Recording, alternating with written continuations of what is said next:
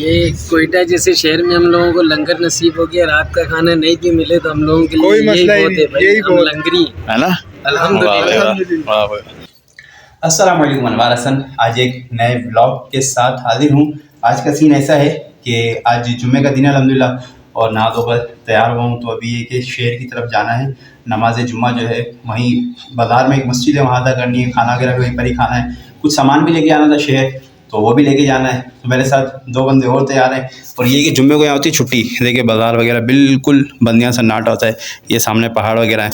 तो ये कि यहाँ से चलते हैं, दो कोयटा के मज़ार हैं, उन पर भी हाज़िरी देनी है, खाना भी खाना, दोपहर का नमाज वहीं पढ़नी है, फिर वापसी पर आकर शाम में रूम भी जो है हमने शिफ्ट करना है। तो चलते हैं, आज की मसरूफियात वगैरह आज के इस व्लॉग में दिखाते हैं आपको। देखो ये आपको दिखाता हूँ, दोनों बंदे तैयार हो गए, मुझे आवाज़ें मार रही है। ये क्या हुआ? अबे मैं तो ताला लगा दिया। लो चाबी, आ जाओ। आ रहा हूँ, जल्दी आओ जल्दी। वो दूसरा कहाँ है? दूसरा कहीं। चलो आ जाओ। तो बाइक पर जाना है, ये रक्शे में जाएंगे तो इनको रक्षा करा के दे दिया है, सामान वगैरह रखना रक्शे के अंदर ना। तो ये कि एक को मैं अपने साथ ले लूँगा, एक को रक्षा में भेज दूँगा। तो सामान भी है, जो सामान हमने शहर में छोड़ना है।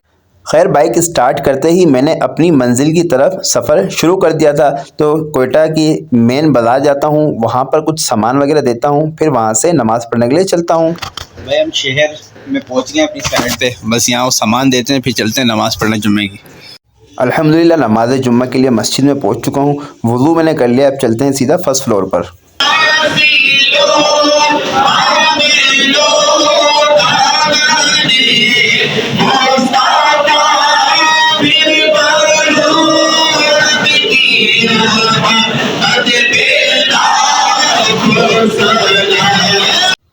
नमाज जुम्मा अदा करने के बाद सलातो सलाम पढ़ने के बाद मैं बाहर निकल चुका था, और ये है कोयटा की मियाँ मोहम्मद इस्माइल मस्जिद, जो कि वफ़ा रोड पर मौजूद है। तो खैर यहाँ से नमाज़ पढ़ने के बाद मैंने अपने सफ़र को आगे की तरफ सफ़र शुरू किया था, क्योंकि अब मुझे पहुँचना था एक मज़ार पर। तो खैर चलते चलते हम इस मज़ार पर पहुँच चुके हैं। खैर जैसे ही हम यहाँ पर पहुँचे तो नमाज असर का वक्त हो चुका था। तो सबसे पहले हमने नमाज असर अदा की। नमाज असर अदा करने के बाद फिर हम इस मज़ार पर तशरीफ़ लेकर आ गए। ये कोयटा का मज़ार है हज़रत सालिम अबू साद फारूकी साहब का। तो खैर यहाँ पर आए तो कुछ दुरूद शरीफ वगैरह हमने पढ़ने हैं, वो पढ़ लेते हैं, और कुछ वज़ाइफ वगैरह पढ़ लेते हैं। फिर इतने में ये बुज़ुर्ग यहाँ पर आए और इन्होंने आते ही अल्लाह का ज़िक्र शुरू कर दिया, और ये ज़िक्र इलाही में मशगूल हो गए। और ये वाहिद मज़ार है जहाँ पर पश्तून यानी कि पठान लोगों का आना जाना है, वरना ऐसा बहुत कम ही होता है कि पठान लोग मज़ारात पर आते जाते हों। तो आइए आपको दिखाता हूँ इन बाबा जी का ज़िक्र करना।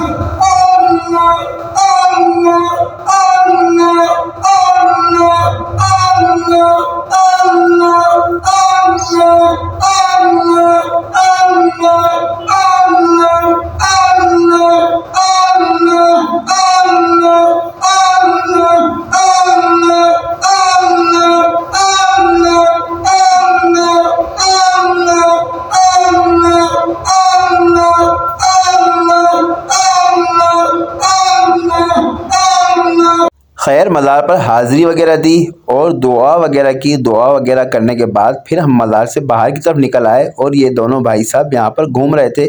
और ये सामने मस्जिद है जहाँ पर कुछ ही देर पहले हमने नमाज असर अदा की थी।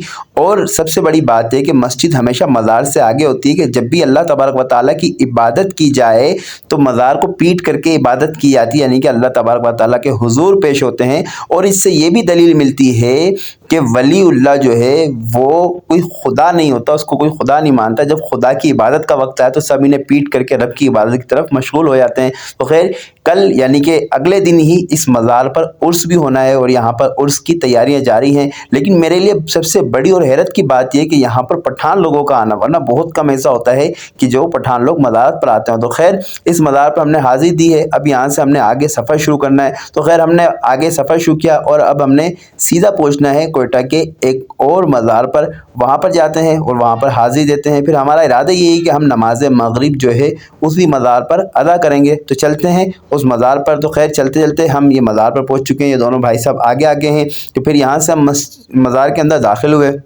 और यहाँ पर बैठकर फिर हमने कुछ दुरूद शरीफ पढ़े और फातिहा वगैरह की और दुआ वगैरह मांगी। तो खैर दुआ वगैरह मांगने से पहले जो है हमें यहाँ पर चाय वगैरह भी पेश की गई, क्योंकि ये दूसरी जगह हम पहुँचे हैं जहाँ पर हमें बड़ी इज़्ज़त से नवाजा गया, हमें चाय वगैरह पेश की। तो खैर चाय वगैरह पी, चाय वगैरह पीने के बाद हमने दुआ की और दुआ करने के बाद अभी चलते हैं बाहर और बाहर जाकर फिर कुछ गुफ्तगू वगैरह करते हैं।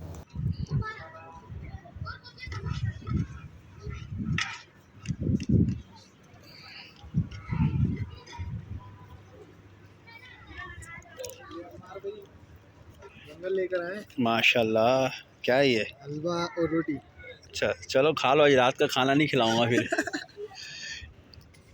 ये कोयटा जैसे शहर में हम लोगों को लंगर नसीब हो गया, रात का खाना नहीं भी मिले तो हम लोगों के लिए कोई मसला ही बहुत है भाई, यही हम बहुत लंगरी है ना?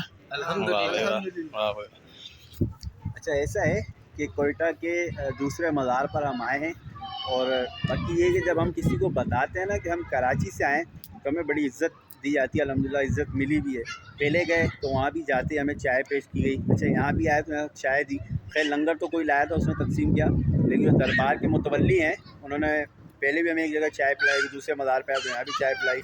और ये सैयद ज़ैनुद्दीन आगा रहमतुल्लाहि ताला अलैह का मज़ार मुबारक है। तो यहाँ पर जो है हम हाज़िर हुए नमाज जुम्मा वगैरह अदा करने के बाद। पहले इससे पहले एक और अबू साद के मज़ार पर गए, फिर यहाँ पर मज़ार पर आए।